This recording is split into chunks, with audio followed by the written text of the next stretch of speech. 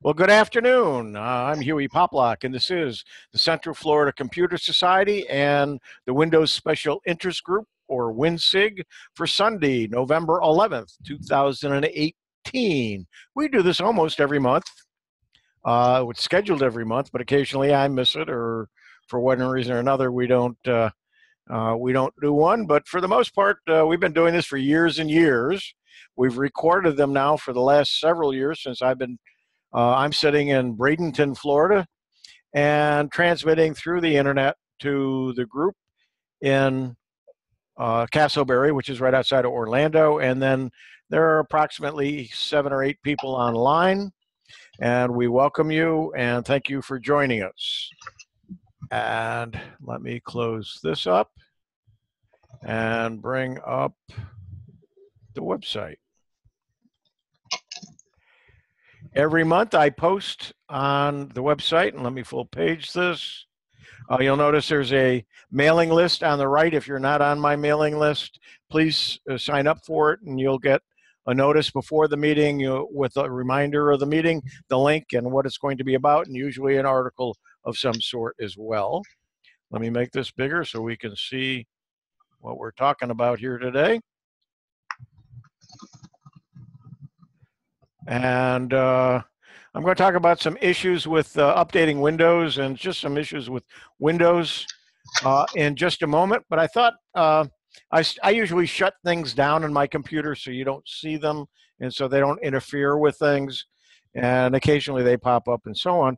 But there was a recent couple of notes in the SIG forum online that members of CFCS participate in, and somebody asked about SnagIt, and somebody said, well, they're not using SnagIt, they use let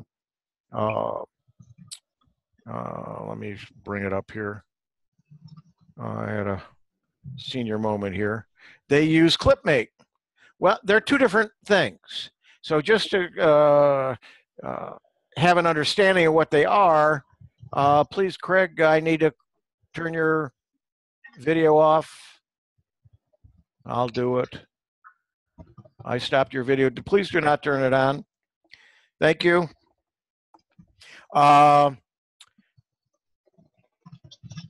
ClipMate is a clipper. If you want to copy and paste something, what happens in Windows is you copy it, it goes to the clipboard, and then when you paste it, it gets it from there and pastes it. You haven't been able to clip more than one. As soon as you clip the next one, the old one goes away.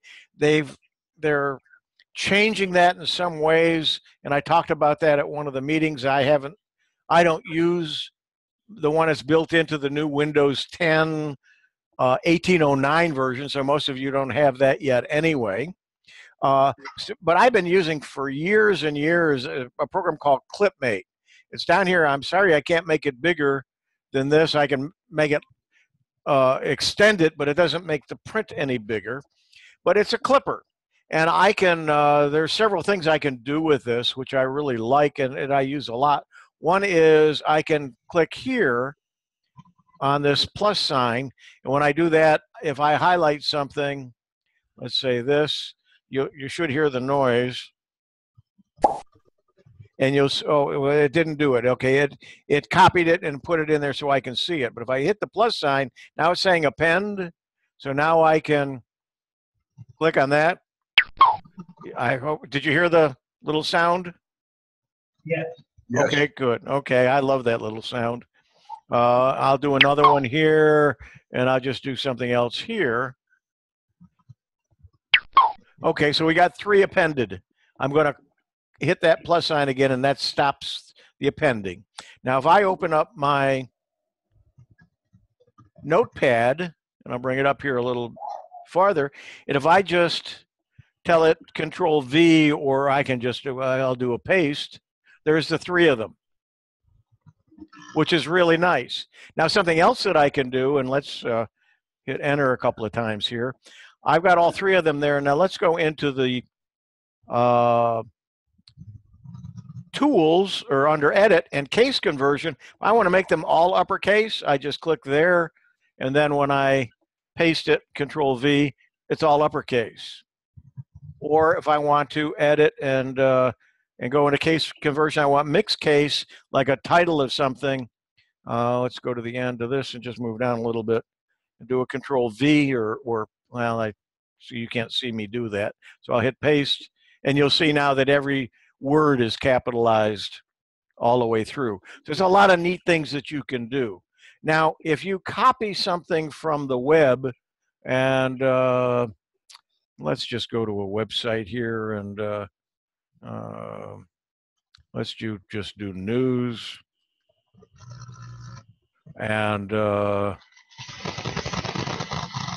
just go into Google News, and just find an article. I want to find something that's not political.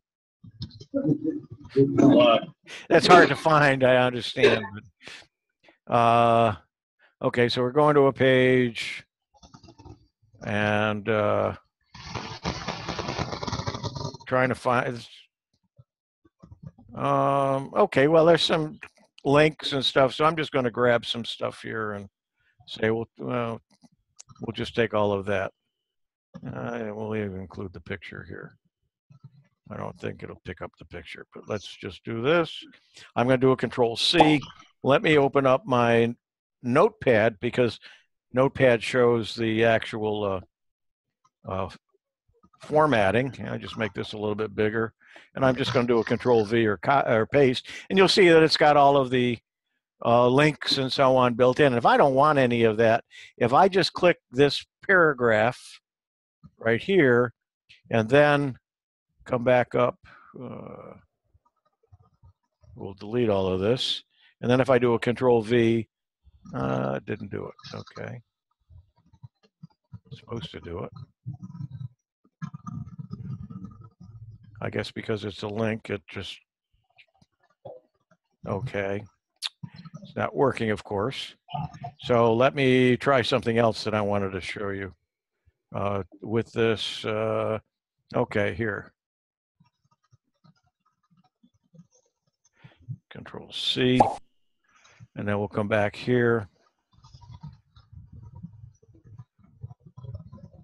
And Control V. Now let's open up Word. It's not doing it in Notepad or WordPad. Let's open Word.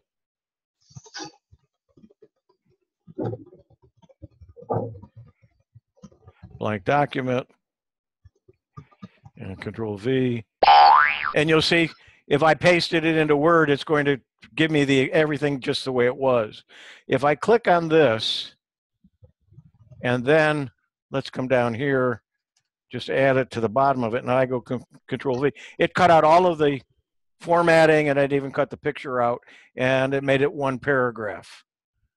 So it can really clean something up if you want only the text. Now, why would you want that? Well, if you're cutting and pasting into a newsletter that's already pre-formatted, and if you're working on a website and the website does the formatting for you, you really don't want it coming from the web or whatever you're copying from. You can clean it up and then do your own fixing up. So this is some of the things that I use with ClipMate, and I use it a lot, especially the cleaning up part. So let me just show you now what SnagIt is. Don't save, and we'll close this. Don't save. I think I've got a Notepad open here, and we'll close that up, and don't save. Okay, now I don't know whether it's behind here, and I don't know what it's going to do. Let's see if I can bring this out. Actually, what it did, it made me unshare, so I can't do it that way. So let me share my screen again. Okay, it's back. I'll have to bring SnagIt up a different way, and I think I can do it here and bring it here. Okay, some of the things you can do with SnagIt, you can select a region, you can have some effects, you can share, and you can have some presets. I've got some presets. Let's say I'm doing some things for Windows 10. I can tell it I want it, let's go ahead and, whoops. That's not what I wanted to do, but let's go here and go into edit. I can set whether I want it to be a region, a window, a full screen, and so on, or a scrolling window.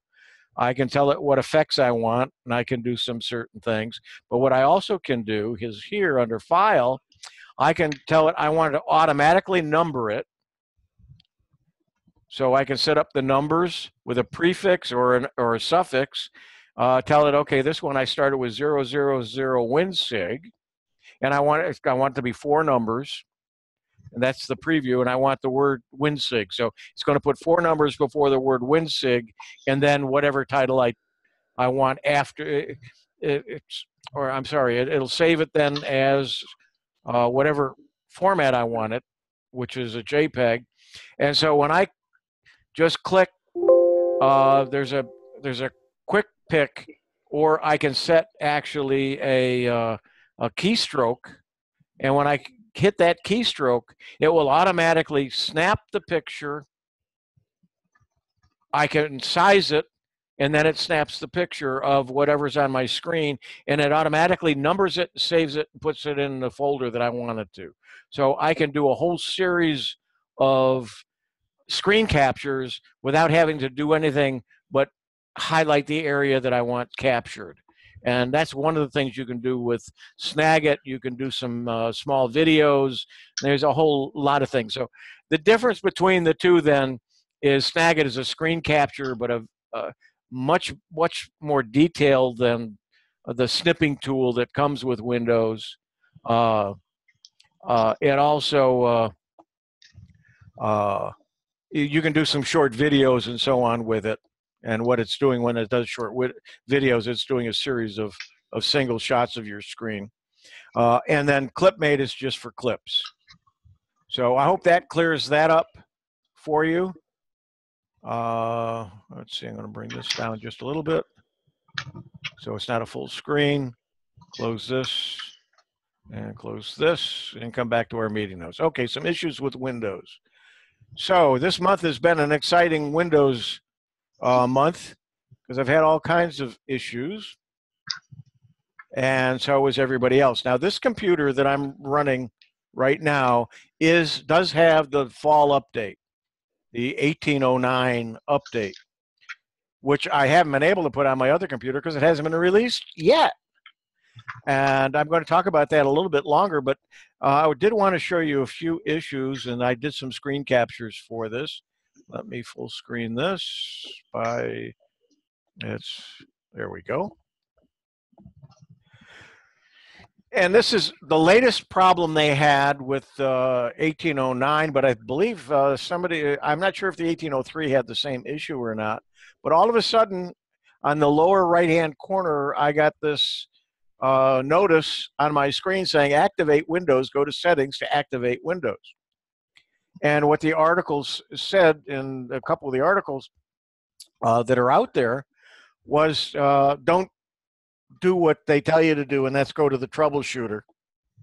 But since then, they have fixed it. If you go, it will fix itself by going to the troubleshooter.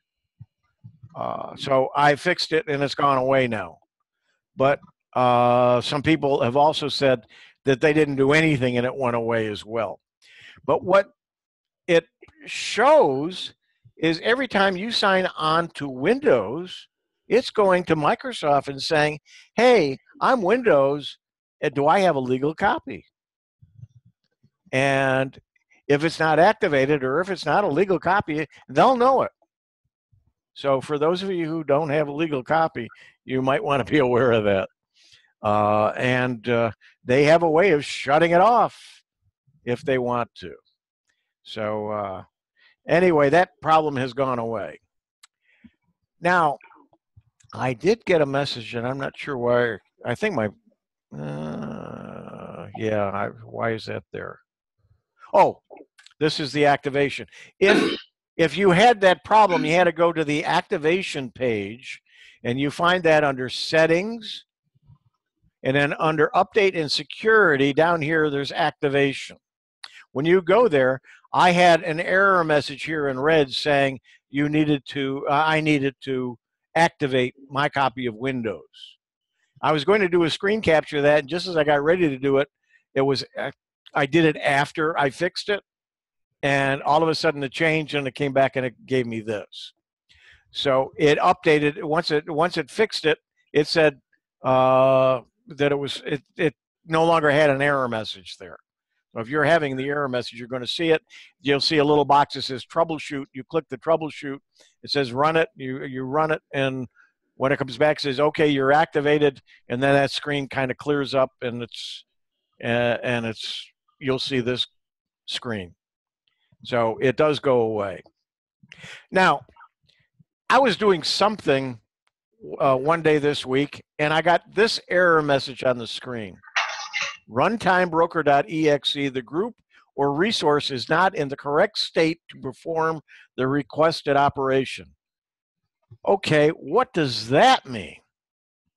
Well, I have, let's see, I went too far here.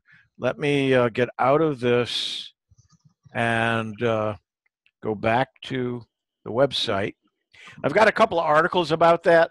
When I started looking, if your Windows 10 PC says it's having activation problems, this was the article about that.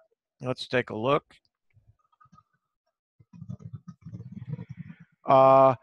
This one said in the article, do not, I believe it was this article, said, do not click the troubleshooting.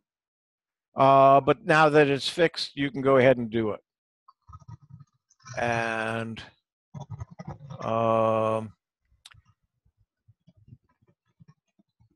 let's see, I don't want to do that one yet.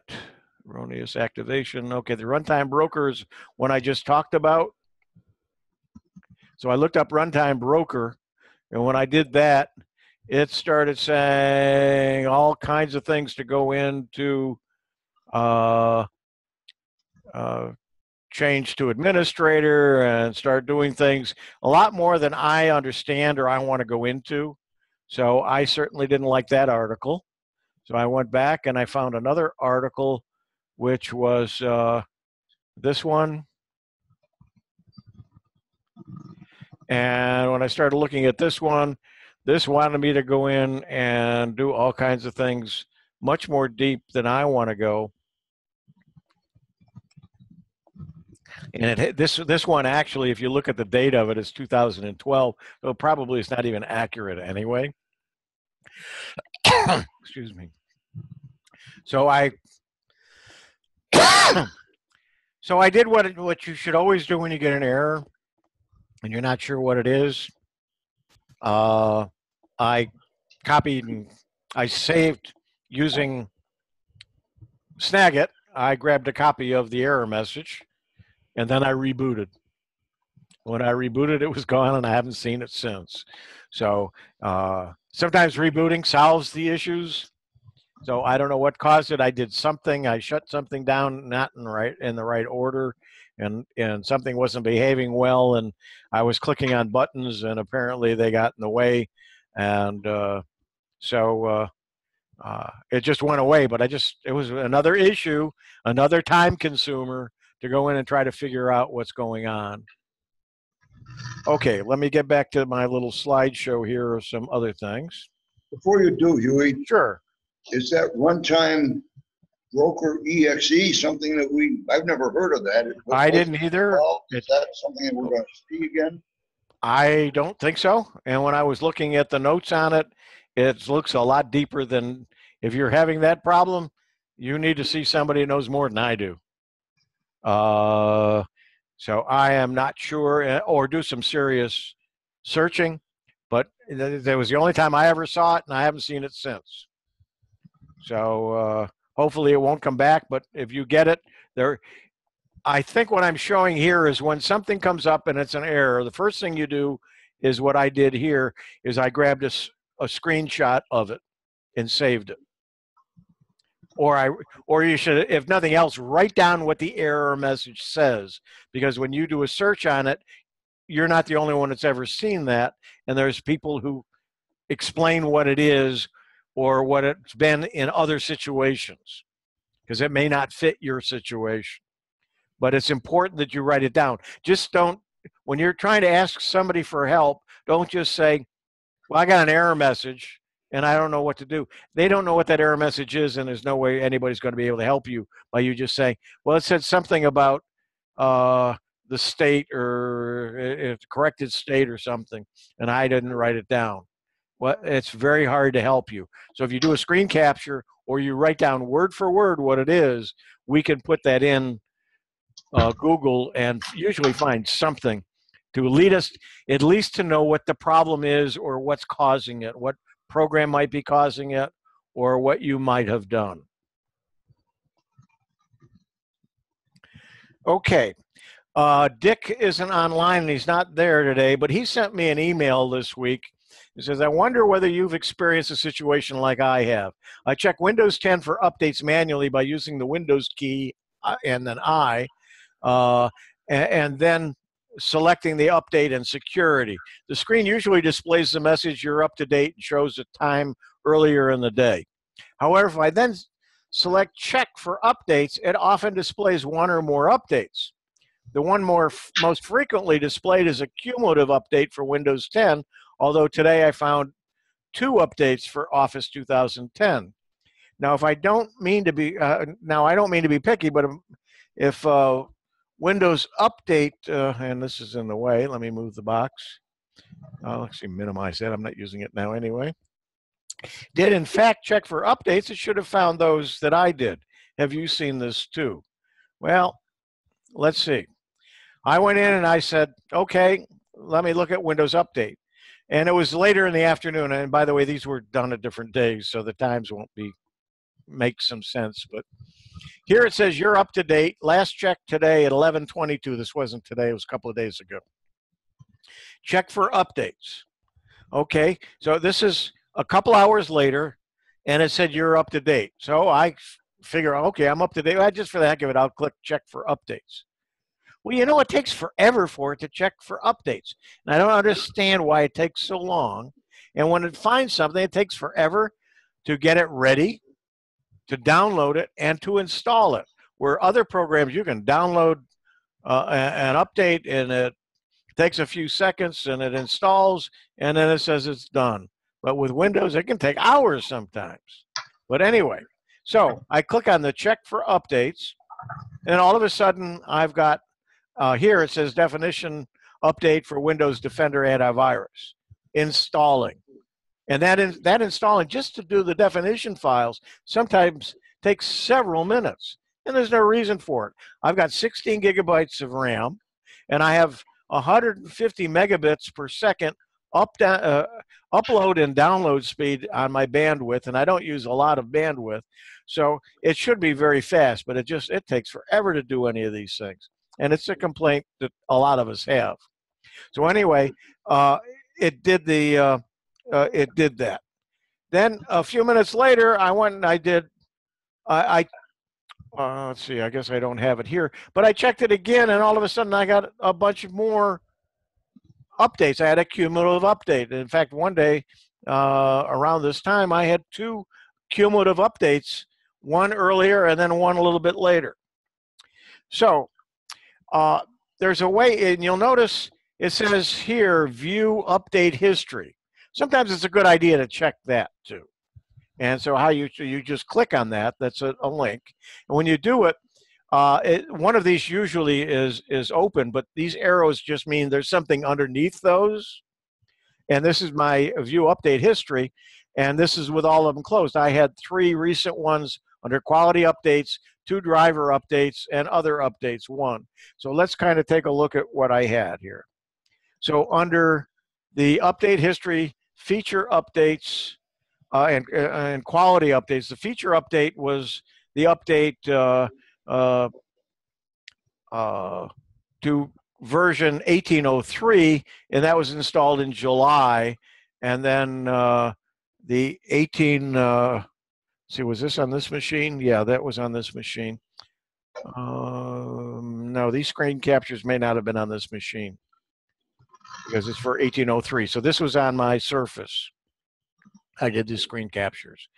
Okay, so this is not the 1809. So this is the 1803 version, the earlier version from this year.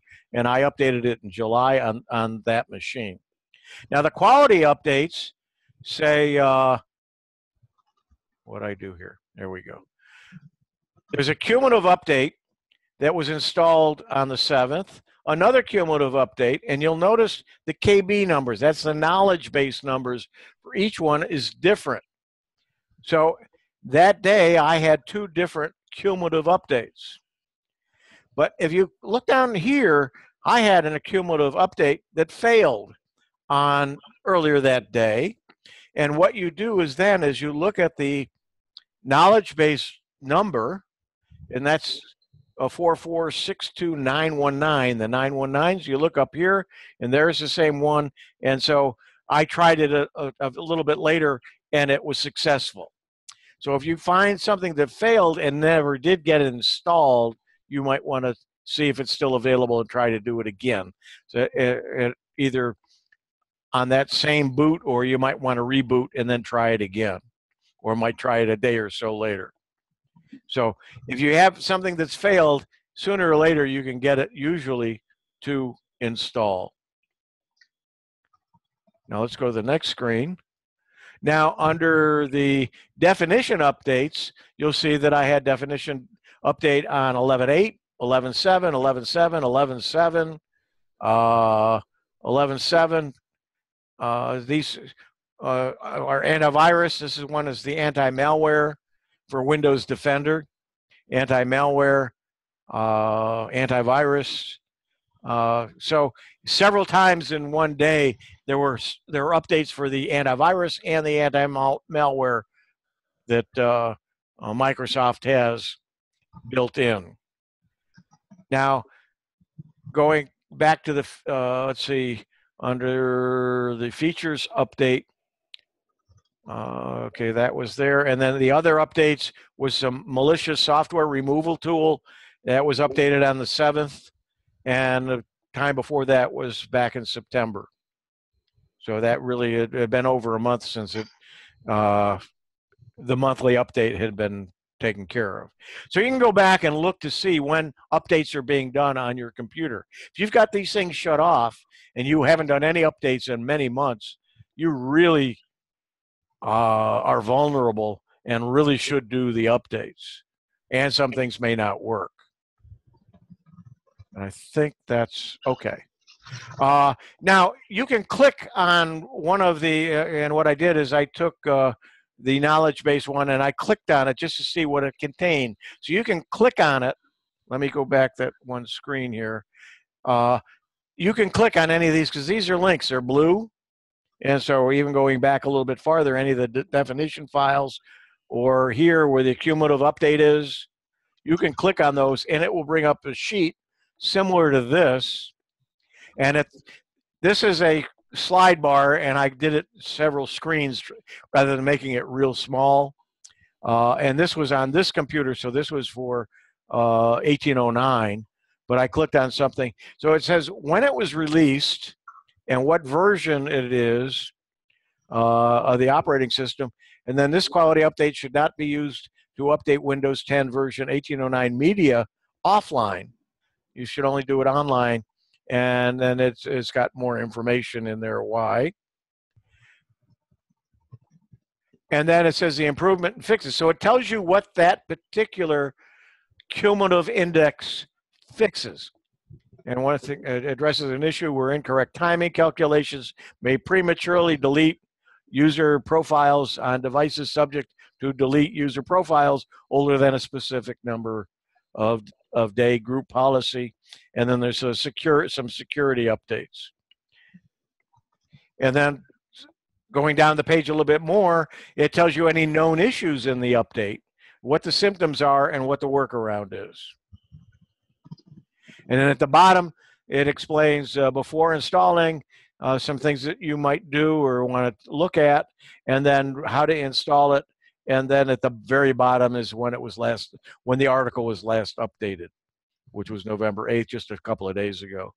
So this is what you can find out at any time by looking at going back here and clicking on one of the updates to see what it involved. Any questions from the audience? Guess not, Huey. That's good. Okay, well, I threw a lot at you, and let's see if there's anything on the chat box. I think I have to get out of this first. And then bring the chat box. You don't see it, but I can, and it's not showing, so I don't know what I got wrong. Anyway, so if somebody chatted, I'm sorry, I'm not seeing it right now. Meeting controls, there we go. Oh, wait a minute, there it is, okay. What time is the meeting starting? Okay, so that was before we started. Okay, Clint, I hope you're hearing me. And let's see, where are we next? I can close this. And the next item on here is, what's a meme? It's not a meme, it's a meme. And some examples of it. It's a term that most of us older folks don't understand, a lot of these new terms, and I just thought, well, maybe you don't know what a meme is. I didn't know. I wasn't quite sure. But what is a meme? Well, you might be surprised to know the word meme didn't originate online, but actually it's a word that was in a 1976 book, The Selfish Gene. The book looked at evolution and used meme to describe an idea or behavior that spreads across people in a culture. When somebody says meme nowadays, they're probably referring to an internet meme, and this is common usage that we're going to just talk about. It's the definition is, it's a piece of media, often humorous, that spreads rapidly through the internet. With the instant communication that services like Twitter, Reddit, Facebook, and so on, it's no wonder things go very quickly. And so the difference between a meme and an image macro, this is an image macro. Visits make use of every day. Make use of as a website. Doesn't add a bookmark to it. So it's a picture. It's somewhat humorous of a guy that goes to the same page every day and doesn't make a bookmark out of it. Why is it not a meme? Because it wasn't widely disseminated. People didn't spread it around. But some of these get spread around very quickly. For instance, here's one that's LOL cats. Excuse me, clerk, this size don't fit. This classic meme plays on the internet, love of cats. Its format is simple: one or more cats, usually in some adorable situation with an overlaid text. The wording is intentionally poor English that now has its own name, LOS speak. Laughing out loud speak is what it means. Here's another one, condescending Wonka. Oh, you went on your friend's Facebook when he wasn't looking. You must be the best hacker ever. This got widely spread around, so it's considered a meme. Gingham style, the video was considered a meme, viral video.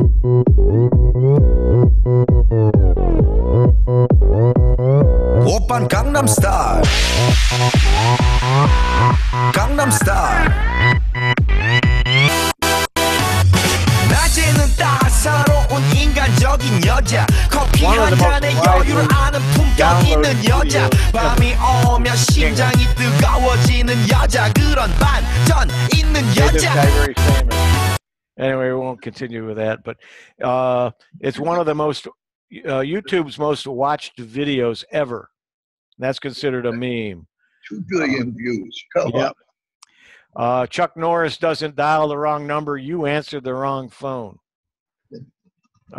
These got widely spread around very quickly, and that's what made them called a meme. And there's some other things here. This one I like. Scientific evidence supporting dangers of staring at the sun. And that's a solar eclipse meme. And look at the look on the girlfriend's face. She's not a happy camper at all because he's looking at that other lady. This was another one. That's another video By age 35, you should have a huge box of cables, but you can't throw them out because you're pretty sure you'll need a couple of them, but you're not sure which ones. And by the age 70, you're going to have a real big box, as we all do, I'm sure. I know I do. And I don't want to, I've got some SCSI cables I think I'm going to finally get rid of. So anyway, that's what meme stands for and what it means. I'm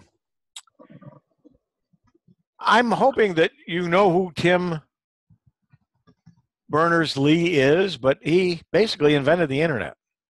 Truly did. He's not like the politician, but he actually was the web creator. And he's now launched a contract for the web and says silos, which are collectors of data, shouldn't dominate your life. And he's launched something called the contract for the web. And that's a link within this article that I have linked. When you click it,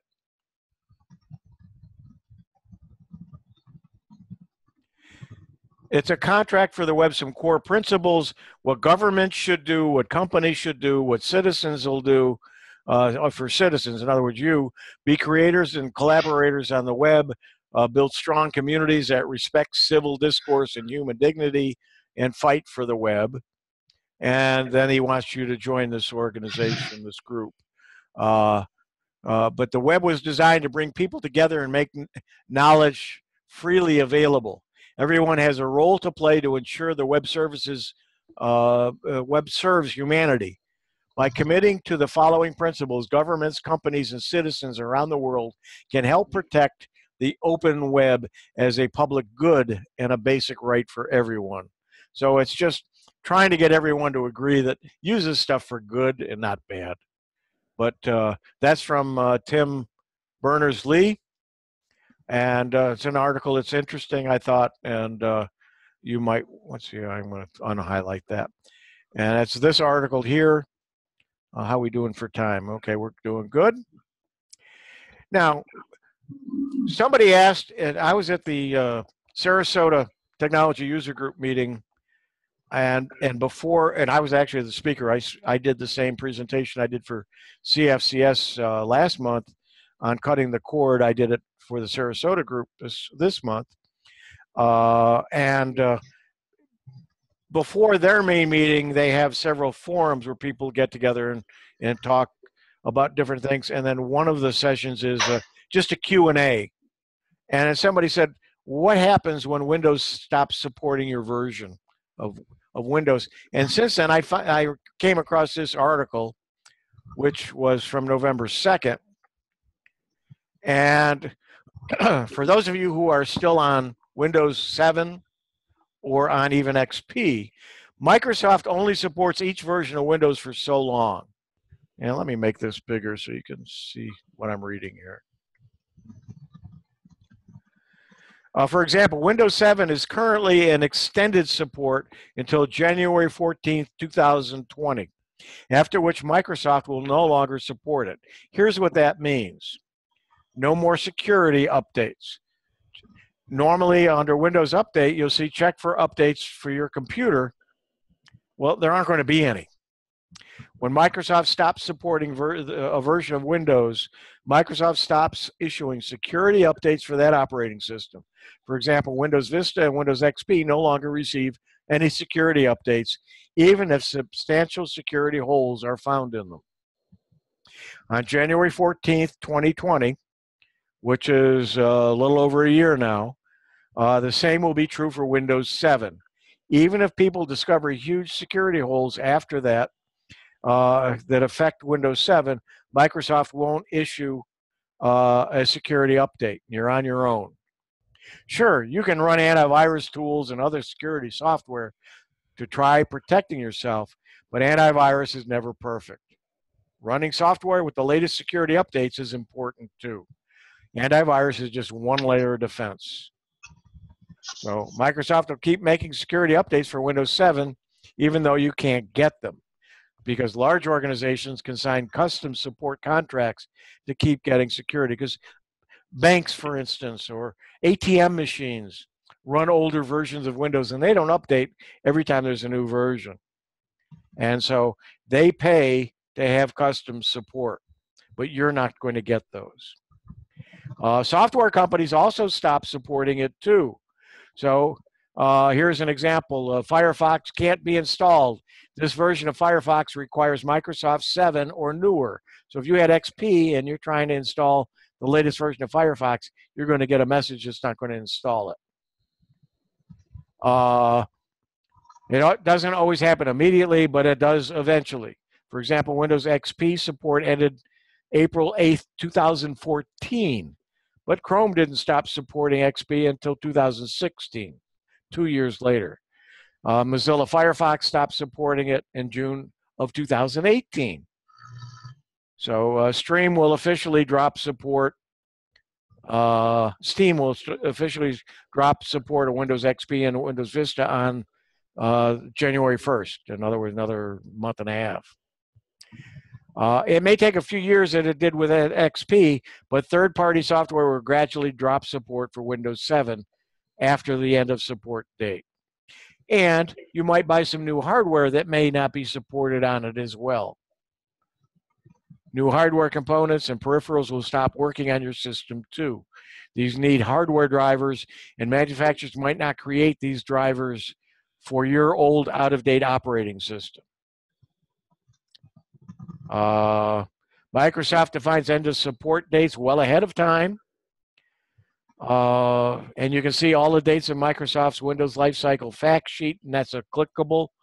And you can know exactly how long Microsoft will support your version of Windows with security updates. So let's go to that Lifecycle fact sheet.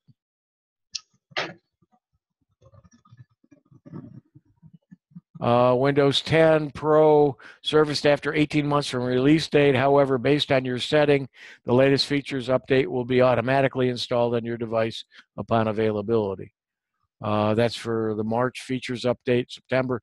So if you're not doing the twice a year updates of Windows 10, you may find the same issues that you will find when older versions of Windows go out of date as well. And here are the dates. For instance, the 1803 version of Windows, which probably most of you have, it came out in April, and it'll be November will be the end of service for Home Pro and Pro for workstations. And Enterprise will be shortly a year after that. And if you have an early version of Windows 10, it may already be past the end of service, and you may not be getting the proper updates for it. So those are things to think about for those of you who don't want to get the updates or don't want to update to Windows 10. There are some hard end of life cycles excuse me, for these items. Okay, change the topics almost completely. The best free apps for creating a digital photo collage. Some of these are online and some you can download. Google Photos. If you're not using Google Photos, you should, especially if you have an Android phone. But even if you have an iOS phone, or you're running Windows, or if you're running a Mac, if you upload your photos or have it automatically update your photos when you're on your phone, when you're connected with Wi-Fi, if something should happen to your piece of equipment that has all of these files, you've got them stored in the cloud. And I had somebody who lost their hard drive recently, and luckily they didn't realize that they had Google's Photos turned on, and they were updating their pictures were getting uploaded to Google Photos in the cloud. So when they signed into their Google account and went to Photos, all their photos were there. And it was a very nice smile I saw on their faces when that happened. So you might want to check. You might want to be using Google Photos. And Google Photos you can do some some editing with pictures, but you can also create some collages with it. There's another one called Pick Collage, and if you click on it, let's go to a new tab.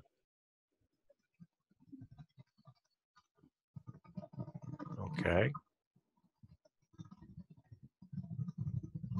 Oh, there it is. It's there.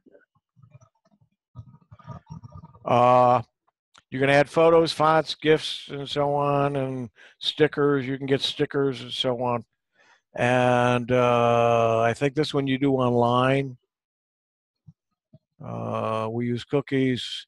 You got to tell them that's okay, and you got to log in. So I'm not going to log in, but you're able to upload some pictures and then create collage, I believe, online with this program. Let's see. There's another one called Fodor, and again, you can. It's Collage Maker. It's free, web-based application. Let's see if we can get to it without signing in.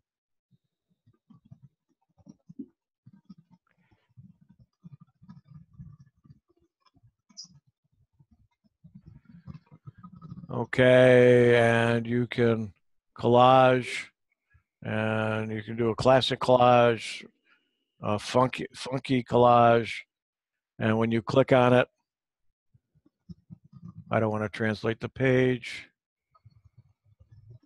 I don't want to allow or block anything here. And then you can do different styles. You can put your pictures in and move them around and so on. So you can do it right online. And there's another one called PhotoJet. So these are some tools that you can do online to create a collage of some pictures and then save it as a JPEG and then use it to send to somebody, to post on Facebook or whatever you want to do with it. So some free tools to use for that.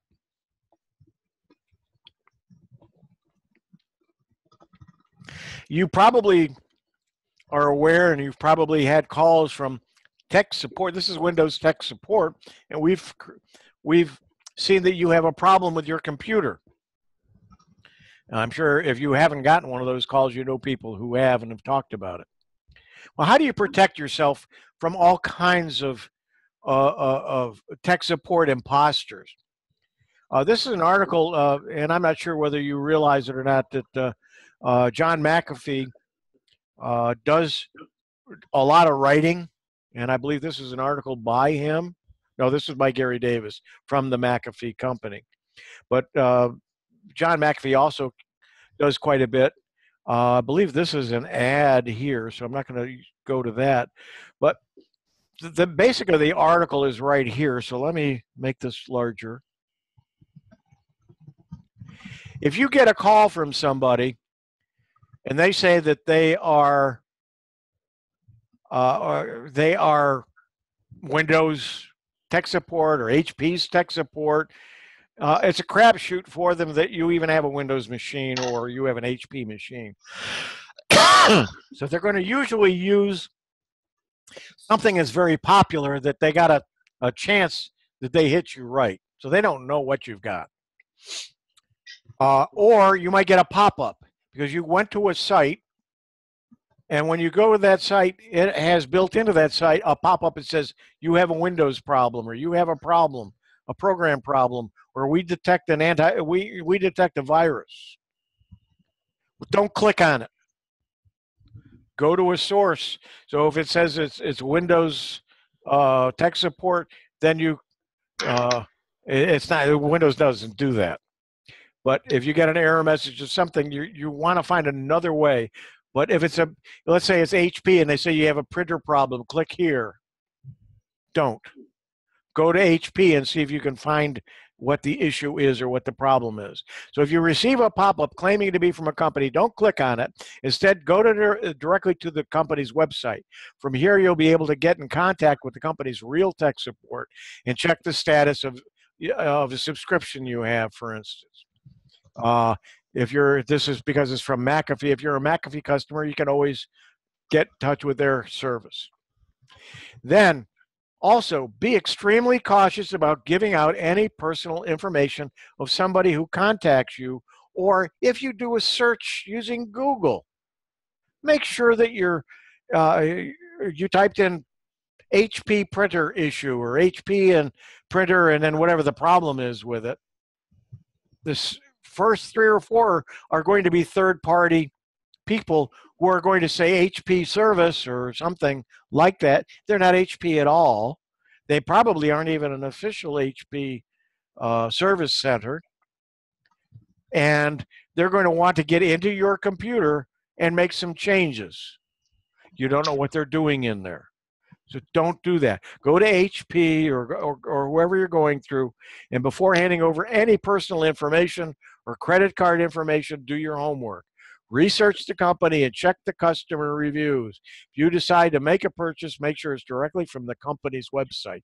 So no matter what company you're going to, when you get an email and there's a link, I got something last week from American Express, and it looked like an actual American Express, something from them, and they wanted me to click on a link. When I looked at the link, it wasn't even to American Express. The email didn't even say it was from American Express. It was from some, well, one of them had an out-of-country address, another one had a Gmail address. Well, American Express is not going to send me emails from Gmail or from somebody else. So I didn't click on it. I went to their site, I signed into my account, and made sure that there weren't any messages to me and there weren't any problems with my account. And I made sure I deleted that message. I almost fell for it. It's very, very easy to do when you get these emails, just to click on the link. The link looks official. The letter looks official, or the email, and you click on it and go to it, and it's not them at all. And they're going to ask you to verify who you are, and you've given away the farm. And the third item on in this article is be suspicious of callers claiming to be tech support. You need to field each call from a random number with caution, especially if they reached out to you first. Never respond to unsolicited calls or pop-up warnings warning you of a technical issue, and never let anyone remotely take over your device. So these are some things to really be careful of.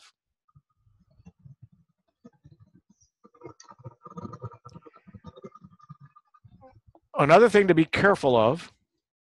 Question. Yes. Question from the audience. This hasn't happened recently, but on a few occasions, I have had a problem with a product. Let's say a HP printer.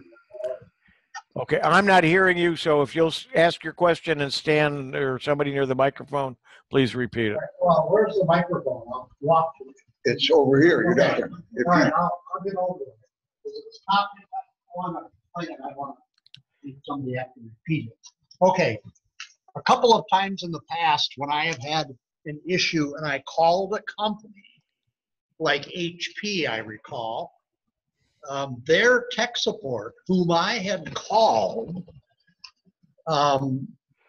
asked if they could remotely get on my computer to fix the issue.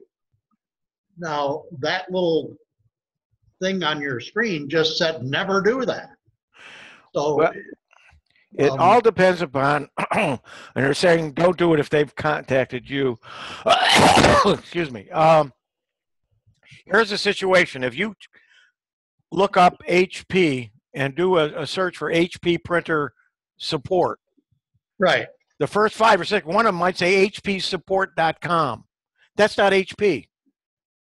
No, I would only contact them through the manual that comes with the printer, which tells me their tech support, and that's what I would use to contact them. Okay, yeah, that's hp.com. They may want to get into your computer, and they do use offshore tech support. So he's going to have an accent. And a lot of times they're going to ask for money. HP doesn't give free support if you're out of if you're out of warranty. you generally Right. won't get any support from them. That's correct. The only times I ever do it is if I'm in warranty because I figure they owe me. Yeah. But yeah, again, just make sure that you're talking to and don't ask them because they're going to tell you, yeah, this is HP. Right. Exactly. But You call somebody, you know who you're talking to. yeah, usually. But again, if you've looked it up and you erroneously looked up a web page of a company that's a third party that makes it look like they're HP, you can get in trouble. But HP shouldn't be a problem. But again, just be doubly careful and make sure you initiated the call and you're talking to the company that you want before. Yeah, I would also be, even then, I'd be wary when I get transferred to India. Well, you're going to start out there actually, and you probably stay there. Right. HP, Right. most of their tech support, I believe, is in India. A lot of the companies are in the Philippines and so on. I always ask the people, where Yep. are you located at the end of the call, but it's interesting to find out where they have their tech support. But, they're an international company. There's nothing wrong with that. No, it's probably legitimate. I don't know. If you want to see a good movie about it, there's a movie called The Lucky Miracle Hotel, and there's a sequel to it. And one of the characters in it takes place in India, is a tech support person who answers those. So you get to know what their family life is like. It's very interesting. Anyway, all right, thanks. Okay, well, I just looked at the chat box here, and there's a couple of things in the chat box that I want to share with you. Mike Gungerman says, we know of a CFCS member who called such a tech support number for HP and still got hacked. Many times the outsourced companies that support valid software or hardware companies are also in the business of hacking from other computers in the same call center. Exception to never let anyone take over your computer is if you know the person personally and they are using a program like TeamViewer, which limits what you can do. And let's see, Mike made another comment. Let's see, somebody else, I'm not sure, this was Clint, said, I moved to Linux. It wasn't working on Windows 10 Zoom. Okay, it was just when he was trying to connect. Well, I'm glad you got on anyway, Clint. And I have a full room of electronic junk. Mike was saying, I think that if one has good anti-malware program suite and good firewall, you don't need all of the updates. That might be a personal decision, but I certainly would not recommend anyone ever not doing the updates. Yeah, he says, and no more being a slave to Microsoft updates. But the updates are important. And if that's your personal opinion, I honor that, but I certainly would not recommend anyone not doing the updates, as I don't recommend anyone not having a password to sign into either their Windows or their phone or their tablet. You should have a password and have it protected. I was at Bar Camp Tampa yesterday, and there were some security, not only experts, but people who make their living checking security for big companies and so on. And one of the advice for end users is always have your phones, your laptops, and your computers protected in such a way that someone can't just open them. Most of you on your phones, you may not want to admit it or you may not realize it, but your whole lives are there, all of your phone numbers, all of your connections, in many cases, medical information and checking account information and so on. You've got somewhere, it's either on your home phone or on your home computer, not your home phone, but your cell phone or your home computer. And if someone gets a hold of them, if they break into your house and steal your computer and you don't have a password on it, they're in there and everything is free reign for them to get into and get that information. So I highly advise, and so do the experts, that you make sure Yeah, I know it's a pain every time you sign into your computer to type in a password, but it sure can protect you if the time comes when you need that protection. Another issue that you need to be aware of is how free Wi-Fi hotspots can track your location even when you're not connected. And that's what this next article is about. This was from November 1st from PC World. Before you join the Wi-Fi hotspot at your local cafe, you might want to make sure it won't follow your footsteps literally after you leave. Free Wi-Fi hotspots are in the hundreds of thousands of businesses and public spaces across the U.S., and the worst ones are the ones in airports. They're in shopping malls, in airports, in chain restaurants, in local cafes, and as a result, it's easier than ever to get online. If your notebook or phone lacks a reliable data connection, you can still get connected to a hotspot. But this convenience often comes at a price: your personal data and privacy. When you use free Wi-Fi, let me make this bigger so you can follow me here. Come on. There we go. When you use free Wi-Fi, there's a good chance it's managed by a third-party provider. In other words, if you go into a Burger King or a McDonald's, the people there pretty much don't know anything about them, except it's there, and occasionally they have to unplug them and plug them back in to make them work. But a third party sets it up and does all the maintenance on it and so on. And that gets you online in exchange for your valuable sign-on data. The sign-on information that hotspots require will vary, but often it includes an email address, a phone number, social media profile, and other personal information. And all that can be used to target you with advertising and gain insights on your habits. One person wrote, and he's a policy counsel at Privacy Rights Clearinghouse. He told the magazine, read through the Wi-Fi terms of use for any of these businesses, and you'll almost certainly realize that there's no such thing as a free lunch.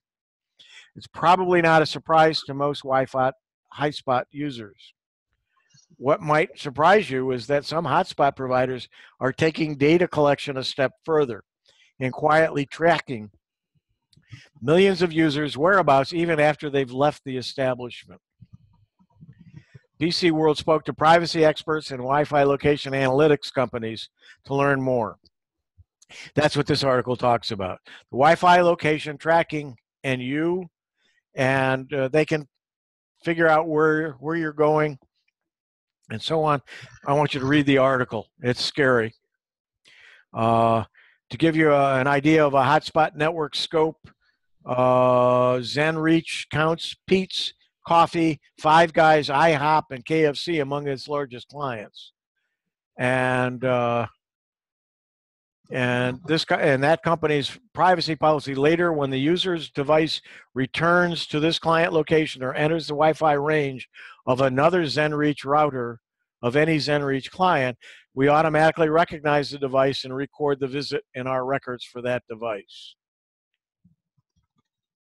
And then it talks about how it all works and so on. So it's scary how much information. So how Wi-Fi hotspots can track your location. You connect to a Wi-Fi at an establishment and hand over contact details or other identifying info. The unique MAC address that your device broadcasts is associated with your personal info.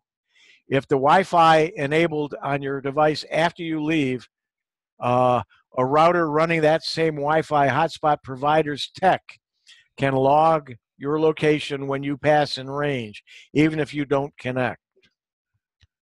So it's scary.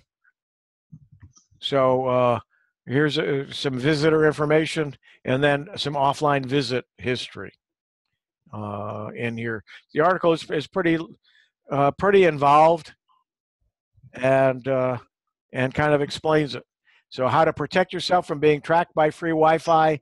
Don't use free Wi-Fi is number one. Disable Wi-Fi when you're not using it. Read the privacy policy. It's tempting to skip reading the privacy policy, but if you take a few minutes to do, you can learn how the Wi-Fi service is collecting your data. Keywords to look at are MAC address, location, collect, and share. Then opt out of location tracking and delete your data. Location analytics companies let you opt out of location tracking and delete your data, though some opt-outs are easier than others. And how to opt out can be found in the privacy policy. So you need to get your MAC address to opt out of any location tracking. Question? Yes. More of a thought. You're saying it's very scary. I'm not sure how scared I am, and I'd like some clarification.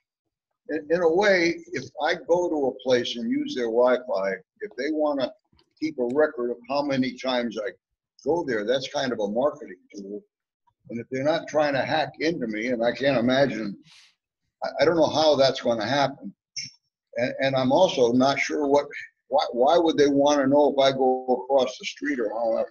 I'm just not, I'll have to read the article, but I'm not so sure it's that scary. Well, any thoughts? If you go to a McDonald's and sign in at one McDonald's, you go to another McDonald's, it knows who you are. So? Well, every time you're driving down the road, you pass a McDonald's, it may pick up your signal and keep track where you've been. Now, yeah, you may not go anywhere. You don't care what somebody knows about your travel habits. Got a comment.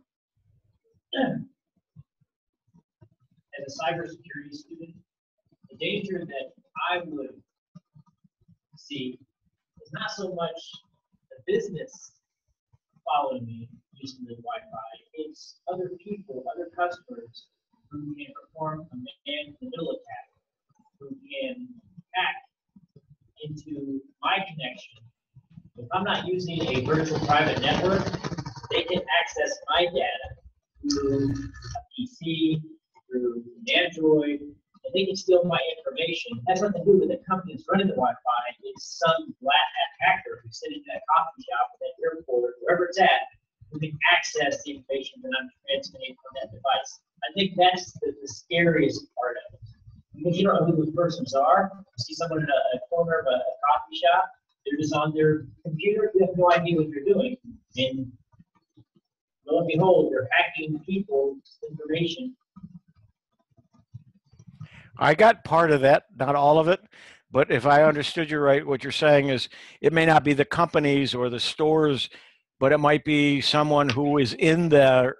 If you're not on a VPN, your data is out there as well, and they may have equipment. They may be sitting in a McDonald's, for instance, and able to get into your system and get some of that information, either from you or from McDonald's information and stuff that they collect somehow. So there may be other people involved, say for the company who does the service, that may steal it as well. That point. We got another comment. Mike. VPN, I'd like to know a little bit more about it. I see several opportunities to acquire it, but is there a cost or what's a good source? I'd like to know a little bit more about it. I think that might be the answer in most cases. VPNs are a good answer, and I think we're going to hear more about that at our speaker a little bit later on. Ted, yes. The site, well, it's in his presentation. It's a PC World article. The magazine article is, there's a link to it right here. So just go to my webpage, and that'll be the same page that the recording of this meeting will also be located later today or tomorrow.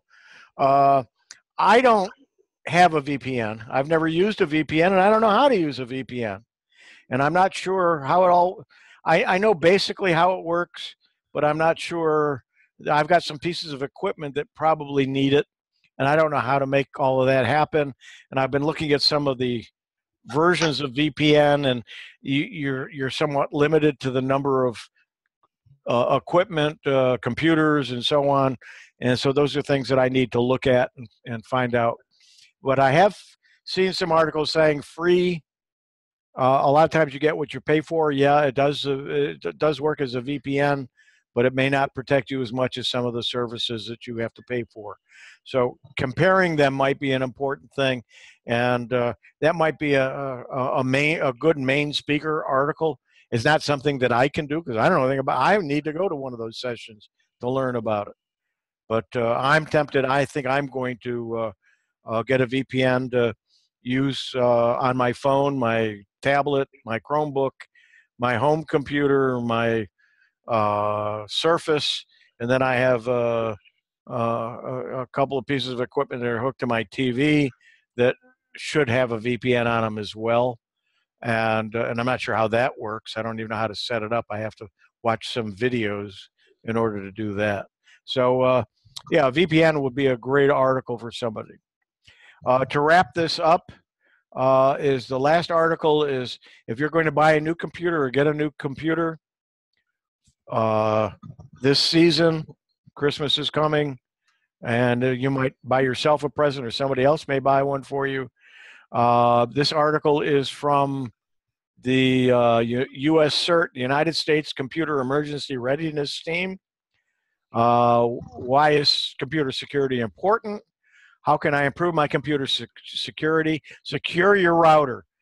Read what it says. You really need to, usually all routers have a generic password, and you might want to change that. You want to enable and configure your firewall. You want to install and use antivirus software, even if it's Microsoft's, which is very good. You need to remove unnecessary software that comes with your computer or any that you may have put on later. Modify unnecessary default features.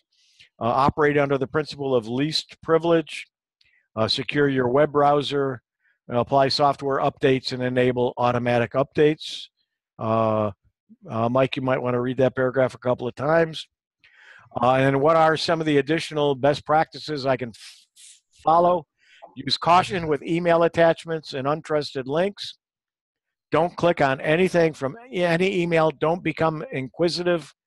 Just if you don't know what it is, throw it away. Don't try to figure it out or try to figure out if they're a valid company or not. If it's not anything you're interested in or not something you're going to use, don't try to figure out who they are. Just get rid of it. Just don't waste your time.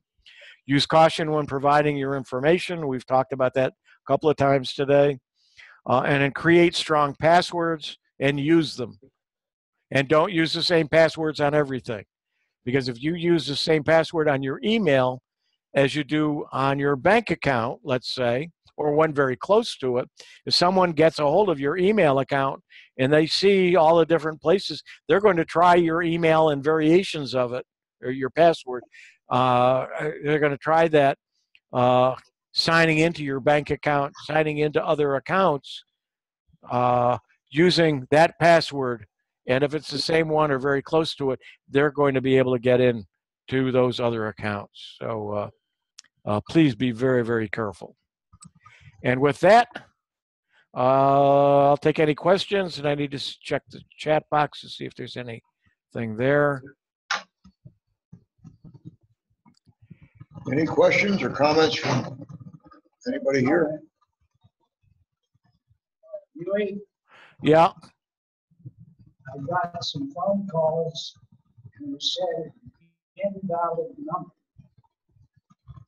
Another one was out of area, but they were in my area.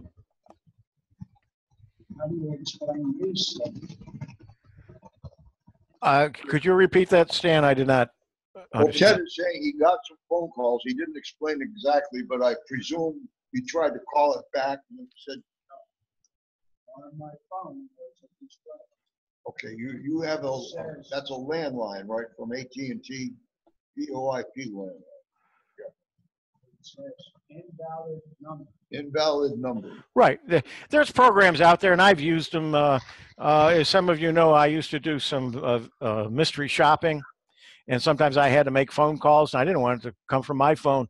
So I subscribed to a service that I dialed an 800 number, and I would type into the program. I do it through a program with my phone.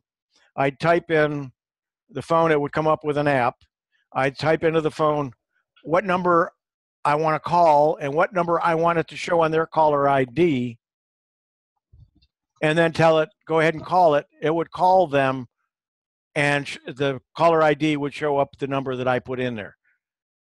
And it cost, I think I got an hour for like $10 or something like that. And so if I only talked to them 3 minutes, I could use it somewhere on another call. And I could put any phone number I wanted to that would show up on the caller ID. So if somebody tried to call me back at that number, and if it wasn't a valid number, they'd get that thing from the telephone company saying, well, this isn't the right number. Well, it didn't come from that number. That's why. So just because a phone number comes up on your caller ID does not mean that that is who's calling you. It's not a valid number. Most likely, they don't even own that number. And so if you keep trying to call back, if it's busy all the time, and then somebody does answer it, they may not even know who or what you are. It may not have come from them. Generally, they use numbers that aren't being used, but sometimes they are. But it doesn't come from that number. It's a spoof number. They just make it up and put it in there. And I got the same recording 3 times yesterday from 3 different states, not 3 different area codes, for the same advertisement, same recording. And I just hang up. There's no sense in wasting your time anymore because it's all automated. There's nobody there. No matter what you do, even if you answer, a lot of times it hangs up because they've picked up another call, and so they don't have time for you. But they may call you back because they know you answered. So a lot of times, I think over half of the calls that go through, at least on the cell phone networks these days, are known to be spam or fraudulent. They're not real numbers. They're trying to sell you something. It's a scam. So it's just as bad as not clicking on links and being careful of your email. You really have to be careful of phone calls as well. You don't. Well, that's fine. If you've got the thing on the screen, I don't. But my problem is I've got signs on my car with my phone number on it. I want calls from people, so if somebody calls me, I'm going to answer it. And I get into not trouble. I get into a lot of wasted time answering the phone. I just got a new phone number from T-Mobile on a promotion. I got a new phone from T-Mobile, and it included an extra SIM chip with a new phone number for 2 months for no cost. So I put it in my old phone, and I'm getting 3-4 calls a day trying to sell me Medicare insurance, my car warranty is expiring. It's ridiculous. Yeah, there's a jungle out there. Maybe T-Mobile sold their number to somebody else as a promotion. Well, if you're going to be that paranoid and suspicious of everything, you better stay in the house and not have a phone. I just want to go to voicemail. Voicemail is great. Huey, I got a question. Can people who are listening, do people hear my comments when if they're linked in, like Mike Ungerman? He's hearing you right now. Yes, he is. I didn't know that. Terrific.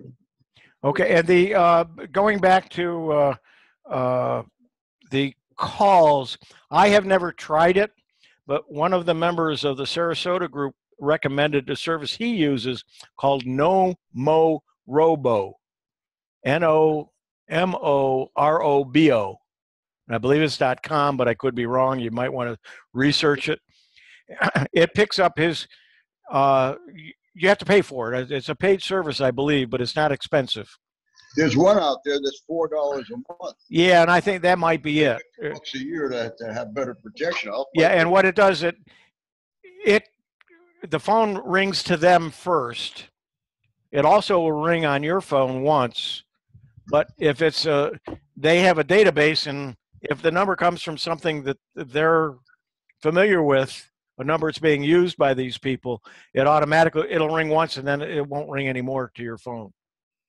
And they swear by it. They say it's great. So they never answer on the first ring. And if it goes past that, if it goes past that, they may answer it. But if it doesn't, it saved them the time and effort. Okay. Thanks for joining. I'm going to end the meeting and end the recording here. Let me end the recording first.